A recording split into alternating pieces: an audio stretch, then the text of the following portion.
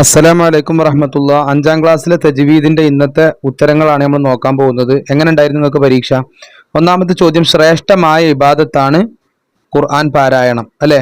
സൂറത്തുകൾ മക്കിയ എത്രയാണ്? 86. നബി സല്ലല്ലാഹു അലൈഹി വസല്ലമയുടെ ഏറ്റവും വലിയ മുഅ്ജിസത്ത് എന്താണ്? അൽ ഖുർആനുൽ കരീം. അടുത്തത്, നബി സല്ലല്ലാഹു അലൈഹി വസല്ലമ തങ്ങളുടെ ഹിജ്റക്ക് മുമ്പ് അവതരിക്കപ്പെട്ടതിന് മക്കിയ.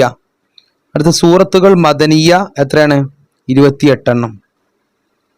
അടുത്ത്, ഖുർആൻ പഠിക്കലും പാരായണം ചെയ്യലും ഓരോ മുസ്ലിമിനും അനിവാര്യമാണ്, അല്ലേ?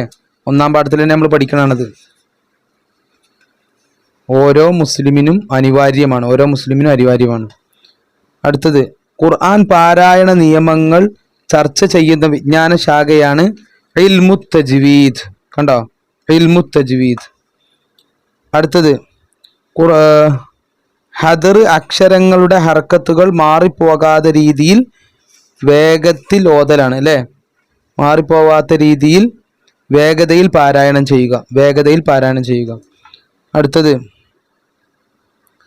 മുസ്ഹഫ് എന്നാൽ എന്ത്? മുസ്ഹഫ് എന്ന് പറഞ്ഞാൽ എന്താ?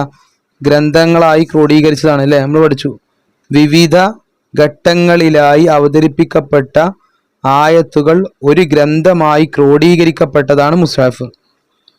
അടുത്തത്, തജ്വീദ് എന്നാൽ എന്ത്? Very simple question. ഇതാ, തജ്വീദും ഇൽമു തജ്വീദും മാറിപ്പോരുത്. അക്ഷരങ്ങളുടെ ഉച്ചാരണ നിയമങ്ങൾ പാലിച്ചു മനോഹരമായി ഖുർആൻ ഓതുന്നതിനാണ് തജ്വീദ് എന്ന് പറയുന്നത്. അടുത്ത ചോദ്യം, തർത്തീൽ എന്നാൽ എന്ത്? ഇതാ, അർത്ഥം ചിന്തിച്ചു സാവധാനം പാരായണം ചെയ്യുക, അതാണ് തർത്തീൽ.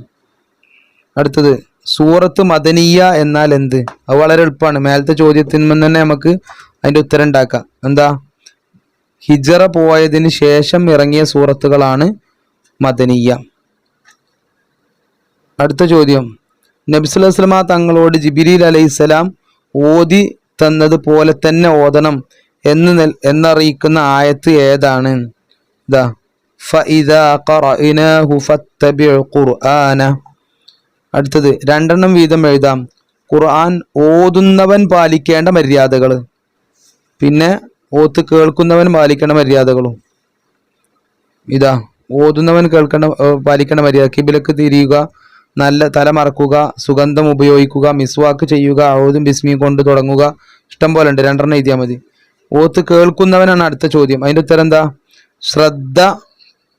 ശ്രദ്ധയോടെ കേൾക്കുക, അർത്ഥം ചിന്തിച്ചു അതിലുള്ള ഉപദേശങ്ങൾ സ്വീകരിക്കുക. അങ്ങനെ ഏതെങ്കിലും 2 എണ്ണം.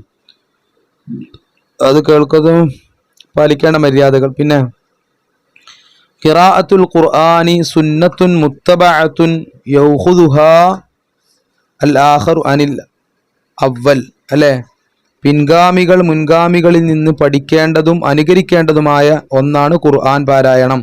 അതിൻ്റെ അർത്ഥം അത് ഇതാണ് പറഞ്ഞത്. ഇത് ശരിയും തെറ്റും. തദ്വീർ എന്നാൽ മിതമായ വേഗതയിൽ പാരായണം ചെയ്യുക. ശരി.